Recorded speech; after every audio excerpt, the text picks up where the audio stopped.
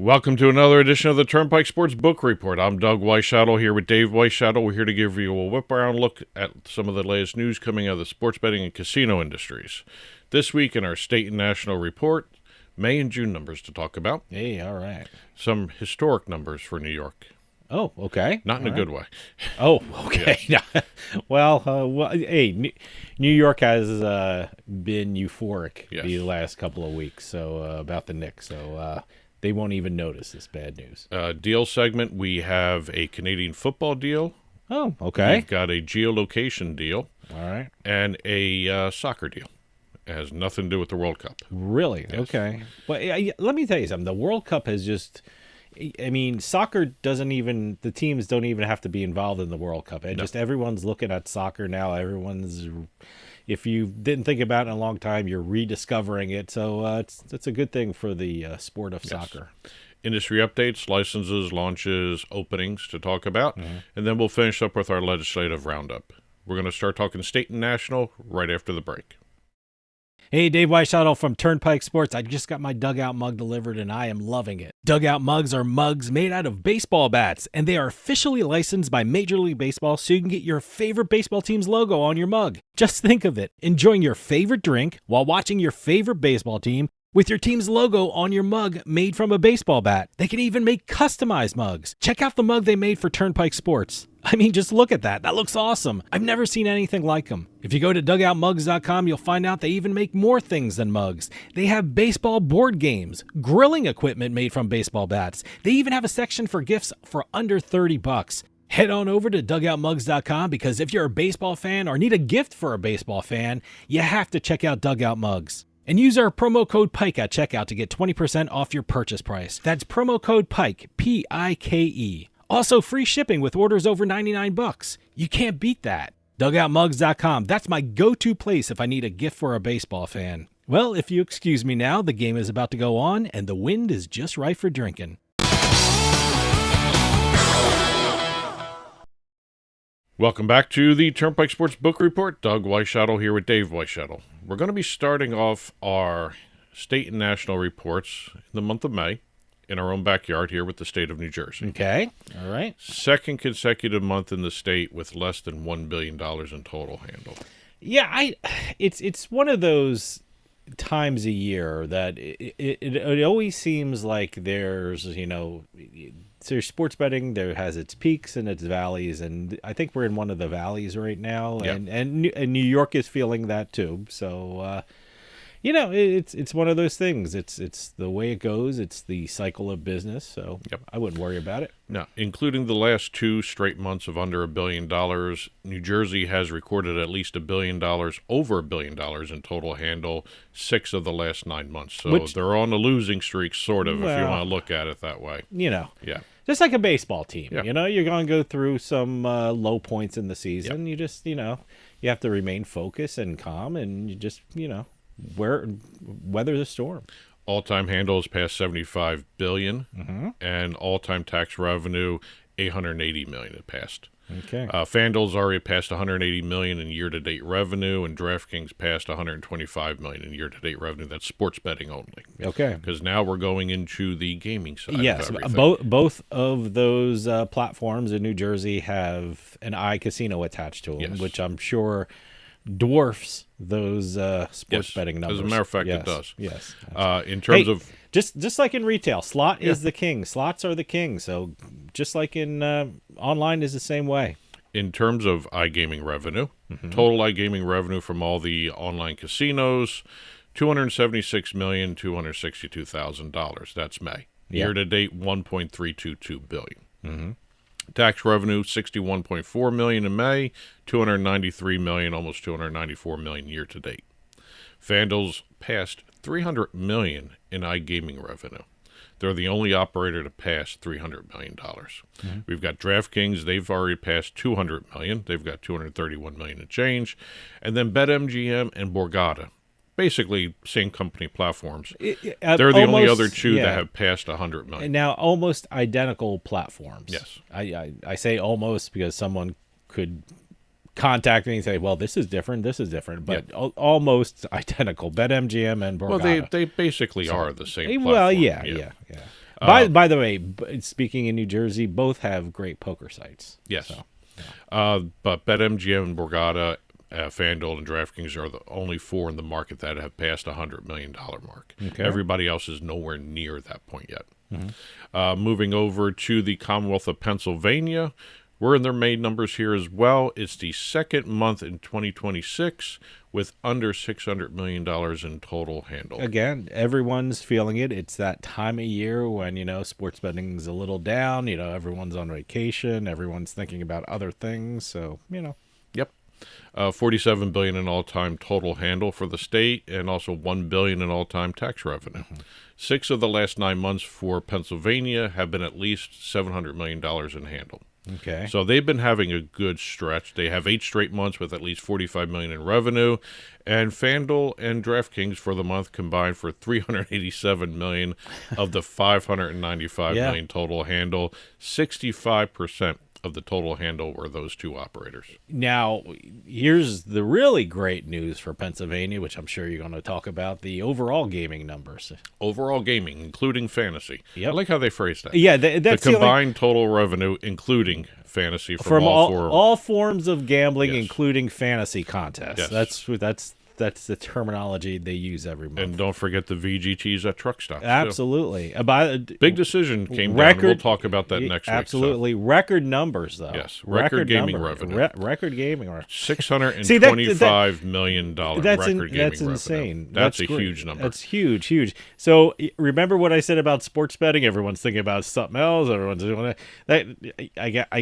That proves me wrong because everyone's playing the slots or the table games or the live dealer. At least in Pennsylvania. Yeah, in Pennsylvania. Well, here in New Jersey, I've been playing the live dealer. I'm sure they're popular in Pennsylvania as well. That was the overall gaming revenue number. Online slots, $202.4 million. Online table games, $49.86 million. And then iPoker. I love the fact that they reported the poker numbers separately. iPoker reported $2.48 million in revenue. Yeah. Total iGaming revenue was about $254 million. Tax revenue from iGaming alone was $117.688 million. Those online casino numbers dwarf any sports betting numbers, and that's why I'm kind of surprised that more states don't have online casinos. I mean, I understand that the opposition is strong, the cannibalization issue that which means they don't want you sitting home playing online. They want you going through the doors at their casino. So that's one of the big issues. But iGaming makes a state a lot of money. Yeah. A lot of money. Last entry of the week, we have New York. Now, for the New York numbers, we just did Pennsylvania with a good record. We have New York with the week ending June 14th, and it's a bad record. By the way, it's a negative record. In any other state, it'd be astronomical numbers, but we're talking about New York now, and that's when we say, relatively speaking, for New York, it's bad. This is nationwide bad, as a matter of fact. Well, yeah. We'll do the good numbers first, okay? Now, the week ending June 14th. We're talking about a week. Yeah, we're going to talk about a week. This was a record week. Week ending June 14th had 3 NBA Finals games and 3 NHL Stanley Cup Final games, too, as well. Handle was $587 million. Great number. FanDuel had 220 million of that handle, and DraftKings had 195 million of that handle. The problem was they had a record-setting loss in terms of revenue. Okay. 48 million in the negative. Can I have a theory? I'll throw the numbers, and I have a theory, especially with the NBA numbers. Here we go. I have a theory. Ready? So, okay. Nearly all the operators reported a loss. 6 of the 8 reported a loss. Yep. Total of $48.5 million. First ever weekly loss in the industry's history, the mobile industry's history in New York. FanDuel recorded its highest handle since the week ending November 30th, 2025. The highest loss in history for an individual operator at $22.57 million, a negative number. DraftKings, and I don't think they mind coming in second place here, they had the second highest loss of $14 million. Okay. Now, you want to hear my theory? This is my theory, especially with NBA games. I haven't broken down the numbers. I've seen the final totals, but I haven't broken down the numbers. I think the NBA hurt the betting operators in New York because let me tell you something. If you placed in-play bets on the New York Knicks, you made out. Because in a bunch of those games, they came back from way behind. Big comebacks, yeah. I mean, record-setting numbers they were behind in one game. I forgot what game it was, but they came back. The numbers I think it was game 4 or something. Game 2, 3. 2 or 4, yeah. I don't even know. 2 or 3. Well, I think they lost game 3. They lost game 3, yeah. But they did come back in that game and nearly won that. Yeah, but they also came back. They might have came back and covered with some of the books. Yeah, they came back from 22 down to game 3, but they never won the game. Yeah, I think it was 2. It was the 29 points. That was game 2. Game 2, yeah. And they came back in their last game that they clinched. If you placed the numbers were astronomical. They were minus like plus 5,000 for them coming back in game 2.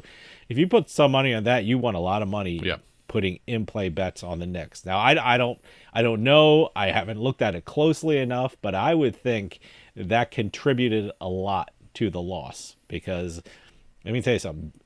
Everyone loved the Knicks. Everyone believed in the Knicks because they were doing this all year kind of thing. So, hey, if it was plus 5,000 when they were like down 29 points and I put $5 on it, that's a lot of money. There was a lot of big losses. I think like that I would not be surprised if that was one of the big reasons of the loss.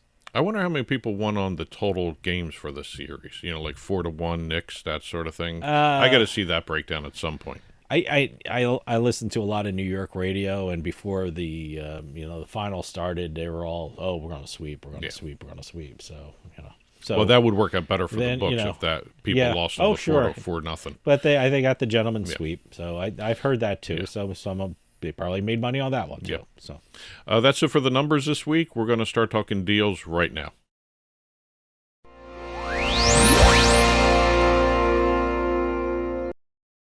Starting off our deals segment, we're going to be talking Penn Entertainment in Canada.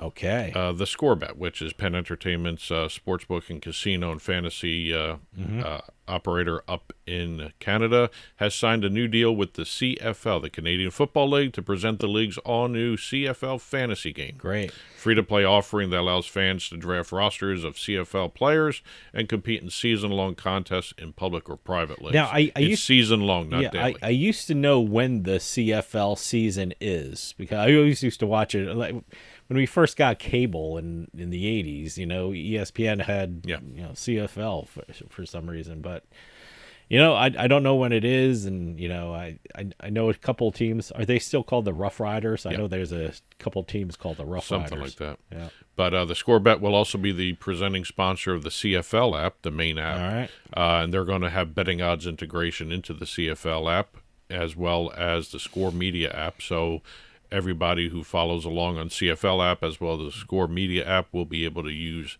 the betting lines that are on the Score Bet. Tell you, I love the Score app. Yep. I mean, I have the non-betting version of the Score app because, it gives you the breakdown of all the stats and all the, the entire schedule. So it's great. I love the Score. And also the deal not only covers Ontario, but also Alberta, which has recently launched. Okay. Moving over into a geolocation deal. We haven't talked geolocation in a while. And the reason we're talking geolocation is we have GeoComply and Draftkings extending their multi-year agreement. Okay. This comes on the heels of DraftKings launching their quote-unquote super app. Yeah, that's like everything under the sun for DraftKings in one little location. But I mean, is that up and ready now? I have DraftKings. I don't know if I have this. They're slowly phasing out the individual pieces, like DK Horse is now coming under DraftKings Racing and all that stuff. So, but that's still in the process of going. But here we have DraftKings and GeoComply will continue to deliver real-time geolocation and compliance services, supported by a dedicated forward-deployed engineering support. Don't know what forward deployed. know. I'm assuming that means it's anticipatory in what's going on. I love GeoComply. Yes. One of the big reasons is they gave me 2 baseball hats. Yeah, there you go. One each, got one black, one white. They're like Or is it trucker gray? hats with the mesh in the back. Yeah. One is all white, Yep. and one's the gray front of it. See, I actually got 2 real baseball hats, not the trucker hats. I like those. I like it. They're great in the summertime. Yes. They're airy, you know? Moving over to our soccer deal. We've got Polymarket announcing a partnership with Liga MX. There's our prediction market There you deal for go. the week as All well. right. Polymarket will operate as the sole official prediction market partner of Liga MX competition in the American market. I don't know if that means exclusive. It's kind of weird wording right now. Yeah, how did they... The sole official prediction market partner. I mean, are they implying that as of right now they're the only one? That's what I'm getting the and implication according to the deal, like you said, is it Doesn't exclusive? say exclusive. Does Can not they- say exclusive. I'm surprised they're not using that word. But it is I don't just know. for the American market. All right. So, Well, maybe they have to put it because it's they're carving out the markets. probably. All right. Eligible U.S. citizens will be able to access the prediction markets associated with Liga MX beginning from the 2026-2027 season that kicks off this month. Yeah. Okay. And the deal includes big events for Liga MX, especially the, I'm going to screw this one up, Champion de Champions, Champion of Champions game. Okay. Champion on champion. Yes. Okay. That is going to be later this month in July All right. here. And last entry of the week. Now, previously we talked about Yamava and Paramount Pictures celebrating the 40th anniversary of Ferris Bueller. Yeah. Yamava is doing a lot of things. Yes. Aren't they doing the Rake and Bacon Oktoberfest games? And that's exclusive like for a couple months. Yes. So apparently Yamava is the place to go if you want an exclusive opening for a couple Yes. months. So, okay. Well, we are not done with Matthew Broderick. Or Matthew Broderick is not done with us. Okay. He is now a marketing partner for Hard Rock Bet. He will appear in their new marketing campaigns. Okay. It's titled A Very Adult Son. That's the marketing campaign. Campaign includes varied 30 seconds commercials that will span both Hard Rock Bet sports betting and online casino verticals.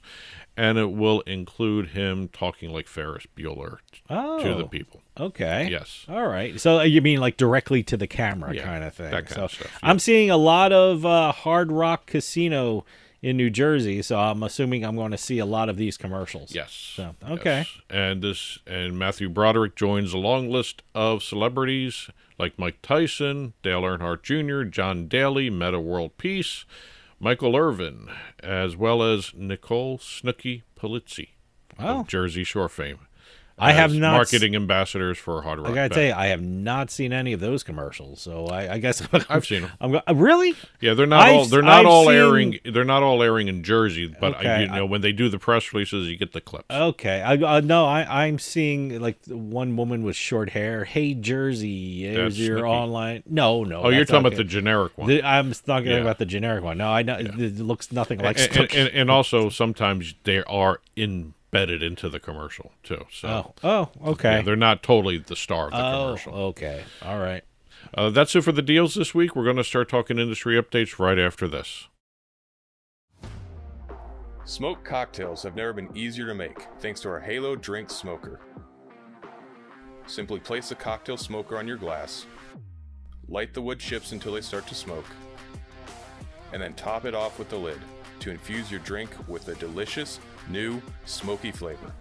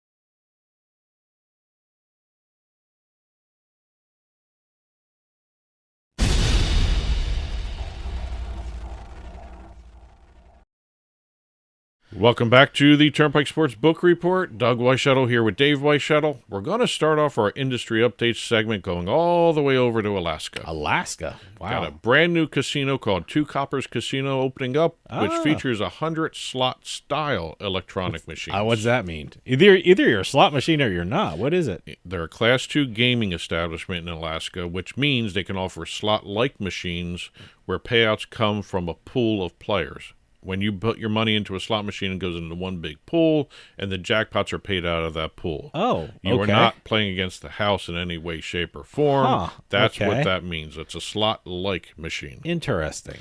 There is no poker, no blackjack, no traditional slot machines allowed on the property. No table games?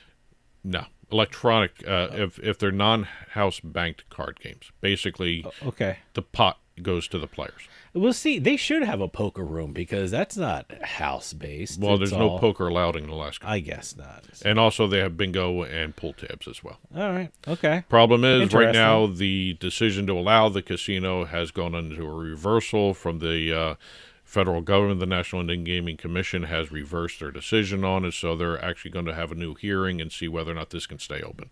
We'll see. So as of now, Two Coppers Casino is open, so... Yes. Head on over there right now. Right now.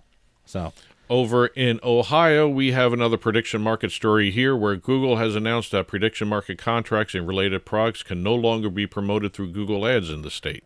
Oh, wow. This follows all the legal wrangling that's going on around the country, and it's also part of the 5-month-old program from Google Ads that started in Nevada, where prediction markets can't use Google Ads to advertise there. So they're following suit in Ohio with Google Ads as well. So no prediction markets are available to advertise in Ohio. I wonder how many other states will file suit with that one. I mean, when I say file, I shouldn't say filed suit. That has a legal connotation. How many people will follow the lead that Ohio is having? Well, Nevada was first. Yeah. Well, which is interesting, Nevada. But I wonder how many more states will jump on board. Well, it depends. I shouldn't say file suit. Well, it's not the state; it's Google Ads. Okay. So if Google's got to narrow it down to different states. I'm just, they have to narrow It'll be it down. interesting to watch it. Over in Arizona, we got the Pasca Yaqui tribe opening their third gaming property coming up in November. The Casino del Sol, I got the pronunciation key in the press release, Vahita'am. Okay. It means three sons in their language. Yeah, I had a great interview. Can't remember her name right now, but I remember Pascua Yaqui tribe because that's one of those names I had to look up on YouTube to make sure I got the pronunciation right. The actual casino, the property will include a vaulted dome ceiling, as well as a 24,000 square foot mural inside, and also will be topped off with a 26-foot copper dome so people can look at it from the interstate, and it will basically reference a rising sun image. Wow, that's nice. From the highway. I hope you have footage of that one. That looked nice. Staying on the West Coast, we're going to Nevada. Okay. We got Caesars. Nevada is not West Coast. It's in the West. I hate it when people call Nevada West Coast. They have no coastline. West side of the country. The west of the Caesars Entertainment has celebrated the official grand opening of the Vanderpump Hotel with television personality Lisa Vanderpump in attendance, obviously. It's our first hotel venture by Vanderpump. 40,000 square foot casino. We've talked about Gigolo, which is named after her former dog, or her formerly alive dog. Well, her dog she once owned. Yes, I would guess. Also in Nevada, we have the World Series of Poker opening its first permanent retail store on the Las Vegas Strip. Love this. 2,300 square foot store located in the retail complex connecting the Horseshoe Casino in Paris, Las Vegas. And like with everything casino-wise, they had a ribbon-cutting ceremony, which included Jack Binion, the 89-year-old son of WSOP founder Benny Binion. Great. They had executives from Caesars Entertainment and the World Series of Poker on hand for the ribbon cutting. Like I said, the largest retail shop in WSOP history, more than 100 merchandise designs available at launch, more to come down the road. Hopefully they have it online. They will also include the On Felt collection and a commemorative WSOP coin that will be for sale in the store. Wow. Hopefully they're online because I'm sitting here in New Jersey and I'd love to get some of that stuff. Moving over to Maryland, the East Coast. They have a coast. They have a coast. You can say that. Yes. Churchill Downs. Now, we just recently did a story on Churchill Downs announcing they were acquiring the intellectual property rights for the Preakness Stakes and the Black-Eyed Susan Stakes. Mm-hmm. We now have the state of Maryland, per regulations in the state, came in and matched the offer, and now they will be buying the intellectual property of the Preakness Stakes and the Black-Eyed Susan Stakes. Nice. All right. One story coming out of New York now, we have the Cayuga Nation of New York, and I'm pretty sure I said that correctly. They are suing Caesars Entertainment in the state, federal court, because they are alleging that Caesars offered online sports betting on tribal lands, which violates the compact. Yep. This is a multi-year situation for Caesars. According to the suit, the Caesars took bets on its lands over a period of more than 3 years between January 22 and July 25. Also alleges that Caesars violated advertising laws by advertising their sportsbook and promoting it as legal everywhere in New York State, which it is not, according to the gaming compacts. Wow. Uh-oh. So they have said that in the past they have sent cease and desist letters to Caesars. They've also supposedly have sent letters to other operators, and the other operators have complied, according to reports. Caesars so far has not complied whatsoever with the cease and desist letters. A lot of geolocation evidence will be presented, I'm assuming. That's it for the industry updates. We're going to finish up with our legislative roundup.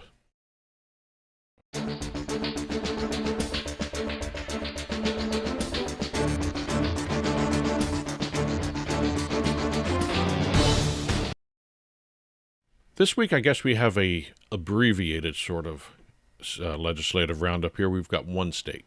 All right. Illinois. Mm-hmm. Governor J.B. Pritzker signed the state's $56 billion 2027 budget into law. The budget includes a new tiered tax rate for prediction market operators and sports event contracts traded in the state. Okay. It is the first state to have an exchange wager transaction tax based upon sports event contracts.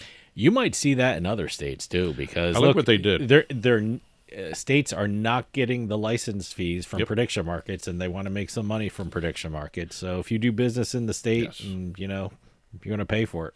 Well, the budget contains a bunch of new taxes. Cryptocurrency transactions are going to be taxed at a new level. Fantasy sports operators, new tax level, and the prediction market sports betting.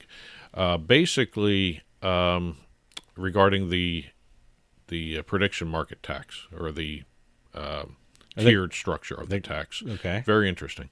1.75% for each exchange wager up to the first 5 million exchange wagers placed on a platform. Okay. After the first 5 million, it goes to 3.5% per transaction.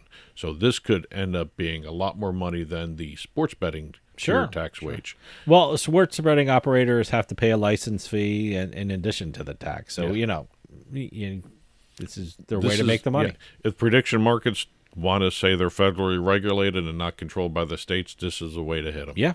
And, it's interesting watching how some of the legal wrangling is going on. That's the best way to put it, because this is basically Wild West stuff with the prediction markets still. So, but Illinois, first state with exchange wager transaction taxes on sports event contracts.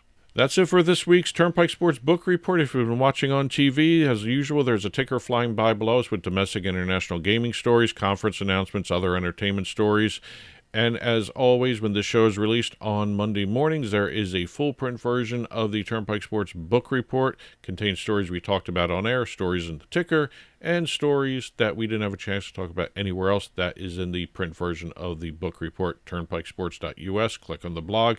You'll see it there after this show is released. And as always, press releases, announcements, conference announcements, info@turnpikesportsradio.com. And that'll do for us this week. We'll see you next time on the Turnpike.